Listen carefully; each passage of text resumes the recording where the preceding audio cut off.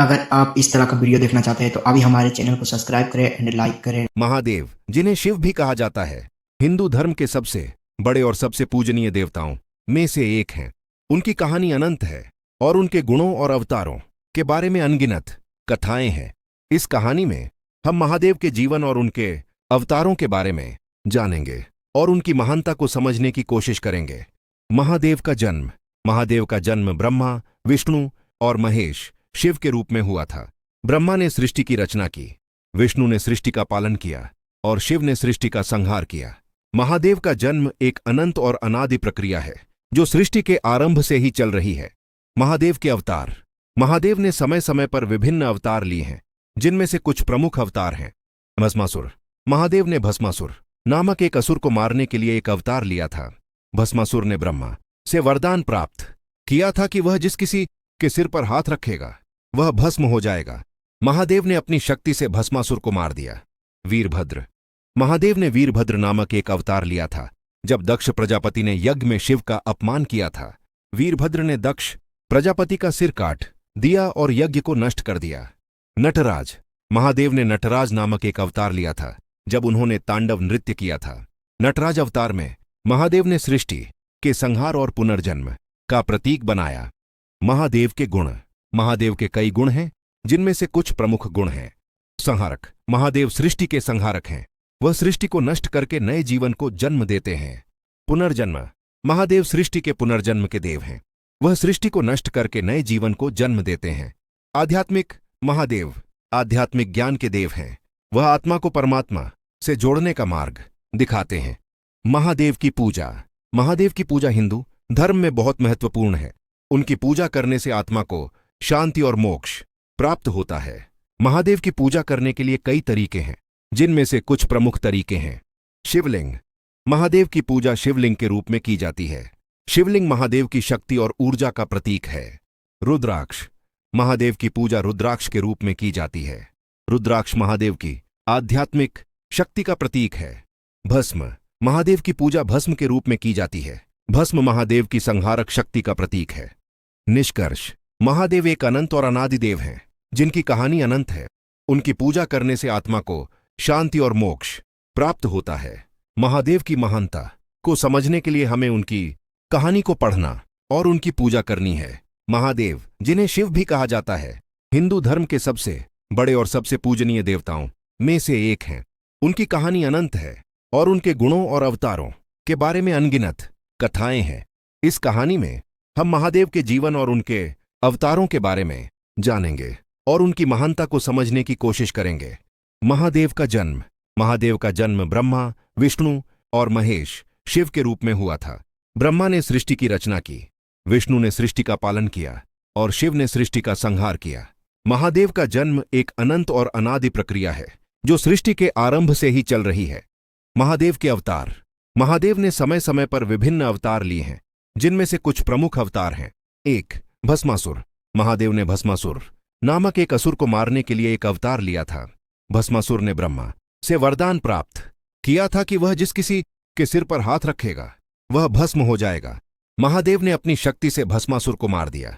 2. वीरभद्र। महादेव ने वीरभद्र नामक एक अवतार लिया था। वीरभद्र ने दक्ष प्रजापति का सिर काट दिया और यज्ञ को नष्ट कर दिया। नटराज। महादेव ने नटराज नामक एक अवतार लिया था जब उन्होंने तांडव नृत्य किया था। नटराज अवतार में महादेव ने सृष्टि के संहार और पुनर्जन्म का प्रतीक बनाया। महादेव के गुण। महादेव के कई गुण हैं, जिनमें से कुछ प्रमुख गुण हैं। 1. संहारक। महादेव सृष्टि के संहारक हैं। वह सृष्टि को नष्ट करके नए जीवन को जन्म देते हैं। 2. पुनर्जन्म। महादेव सृष्टि के पुनर्जन्म के देव हैं। वह सृष्टि को नष्ट करके नए जीवन को जन्म देते हैं। 3. आध्यात्मिक। महादेव आध्यात्मिक ज्ञान के देव हैं। वह आत्मा को परमात्मा से जोड़ने का मार्ग दिखाते हैं। महादेव की पूजा। महादेव की पूजा हिंदू धर्म में बहुत महत्वपूर्ण है। उनकी पूजा करने से आत्मा को शांति और मोक्ष प्राप्त होता है। महादेव की पूजा करने के लिए कई तरीके हैं, जिनमें से कुछ प्रमुख तरीके हैं। पान। शिवलिंग। महादेव की पूजा शिवलिंग के रूप में की जाती है। शिवलिंग महादेव की शक्ति और ऊर्जा का प्रतीक है। 2. रुद्राक्ष। महादेव की पूजा रुद्राक्ष के रूप में की जाती है। रुद्राक्ष महादेव की आध्यात्मिक शक्ति का प्रतीक है। 3 भस्म। महादेव की पूजा भस्म के रूप में की जाती है। भस्म महादेव की संहारक शक्ति का प्रतीक है। महादेव के मंदिर। महादेव के कई मंदिर हैं, जिनमें से कुछ प्रमुख मंदिर हैं। 1 कैशिकनाथ मंदिर। यह मंदिर वाराणसी में स्थित है और महादेव के सबसे प्रसिद्ध मंदिरों में से एक है। 2 सोमनाथ मंदिर। ये मंदिर गुजरात में स्थित है और महादेव के सबसे प्रसिद्ध मंदिरों में से एक है। 3 अमरनाथ मंदिर। यह मंदिर जम्मू कश्मीर में स्थित है और महादेव के सबसे प्रसिद्ध मंदिरों में से एक है। निष्कर्ष, महादेव एक अनंत और अनादि देव हैं, जिनकी कहानी अनंत है। उनकी पूजा करने से आत्मा को शांति और मोक्ष प्राप्त होता है। महादेव की महानता को समझने के लिए हमें उनकी कहानी को पढ़ना और उनकी पूजा करनी चाहिए। यह कहानी महादेव के जीवन और उनके अवतारों के बारे में है और उनकी महानता को समझने के लिए है। महादेव की पूजा करने से आत्मा को शांति और मोक्ष प्राप्त होता है और उनकी कहानी हमें आध्यात्मिक ज्ञान और शक्ति प्रदान करती है। कल्पना कीजिए एक अनंत, आदि और अंतरहित कहानी का। यह कहानी भगवान शिव की महिमा की है, जो महादेव, नीलकंठ और देवाधिदेव कहलाते हैं। कैलाश पर्वत, जहां भोलेनाथ का वास है, वह एक ऐसा स्थान है जहां शांति और पवित्रता कण कण में व्याप्त है। उनकी महिमा का वर्णन करना असंभव है, क्योंकि वे सृष्टि के रचयिता, पालक और संहारक भी हैं। शिवलिंग के रूप में उनकी पूजा उनके निराकार रूप का प्रतीक है।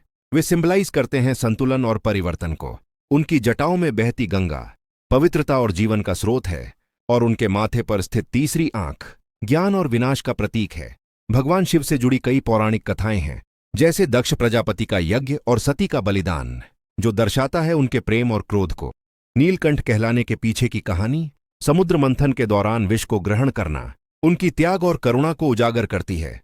भगवान शिव के तीसरे नेत्र का खुलना ब्रह्मांड के अंत का संकेत हो सकता है, लेकिन वह ज्ञानोदय और अज्ञान के विनाश का भी प्रतीक है। उनकी पूजा केवल धार्मिक कृत्य नहीं है, बल्कि यह जीवन के गहरे रहस्यों को समझने का एक मार्ग भी है। इस तरह भगवान शिव की महिमा अकथनीय है और यह हर प्राणी में निवास करती है। यह कहानी केवल एक छोटा सा प्रयास है उस असीम सत्ता के गुणगान करने का। महाकाल, समय के स्वामी, ब्रह्मांड के गूढ़ रहस्यों से भरी यह कहानी भगवान शिव के महाकाल रूप का वर्णन करती है। महाकाल यानी समय के भी स्वामी, जिनका न आदि है न अंत, वे स्वयं समय का चक्र हैं। उज्जैन की पवित्र नगरी महाकाल के नाम से जानी जाती है, जहां उनका मैग्निफिसेंट मंदिर स्थित है।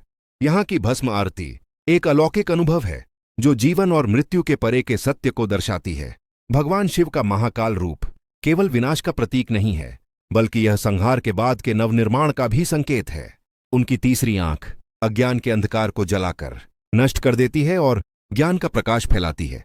शिव की महिमा हमें यह सिखाती है कि जीवन में आने वाले कष्ट और चुनौतियां भी उतनी ही आवश्यक हैं जितने कि सुख और खुशियां। वे हमें संतुलन बनाए रखने और हर परिस्थिति में शांत रहने की प्रेरणा देते हैं। यह कहानी मात्र एक कथा नहीं, बल्कि जीवन का एक दर्शन है, जो हमें भगवान शिव की असीम महिमा से जोड़ती है। और ये रही तीसरी कहानी, शिव और भक्त की अटूट बंधन। भक्ति और विश्वास की शक्ति को दर्शाती यह कहानी भगवान शिव और उनके भक्तों के बीच के अटूट बंधन की गाथा है। ऐसी अनेक कथाएं हैं जहां भगवान शिव ने अपने भक्तों के पुकार पर तुरंत प्रकट होकर उनकी रक्षा की है। चाहे वह भक्त प्रहलाद हों या कोई अन्य, शिव हमेशा अपने भक्तों के लिए खड़े रहते हैं। उनकी महिमा हमें सिखाती है कि सच्ची भक्ति और विश्वास में वह शक्ति है जो किसी भी असंभव को संभव बना सकती है। शिव का सरल स्वभाव और उनका कल्याणकारी रूप हमें विनम्रता और करुणा की ओर प्रेरित करता है। ये कहानियां न केवल मनोरंजन करती हैं, बल्कि इनसे हमें जीवन की गहरी सीखें भी मिलती हैं, जो हमें एक बेहतर इंसान बनाती हैं। आशा है कि ये कहानियां आपके वीडियो के लिए उपयोगी होंगी। भगवान से परे, यह एक ऐसी कहानी है जो भगवान से परे है, जो सृष्टि के आरंभ से ही चल रही है। यह कहानी है एक ऐसे व्यक्ति की जो भगवान की भक्ति में इतना डूब गया कि उसने भगवान को ही अपने जीवन का उद्देश्य बना लिया। कथावाचक, एक छोटे से गांव में एक युवक रहता था जिसका नाम था राम। राम एक साधारण परिवार से था, लेकिन उसके दिल में भगवान की भक्ति थी। वह हर रोज भगवान के मंदिर जाता था और उनकी पूजा करता था। भगवान की भक्ति इतनी बढ़ गई कि उसने अपने जीवन का हर काम भगवान के लिए करना शुरू कर दिया। वह हर रोज भगवान के मंदिर जाता था और उनकी पूजा करता था। वह भगवान के नाम का जाप करता था और उनकी भक्ति में इतना डूब गया कि उसने अपने आसपास की दुनिया को ही भूल गया। भगवान का दर्शन। एक दिन राम की भगवान की भक्ति से भगवान प्रसन्न हो गए और उन्होंने राम को दर्शन दिया। राम ने भगवान को देखा और उनके पैरों में गिर गया।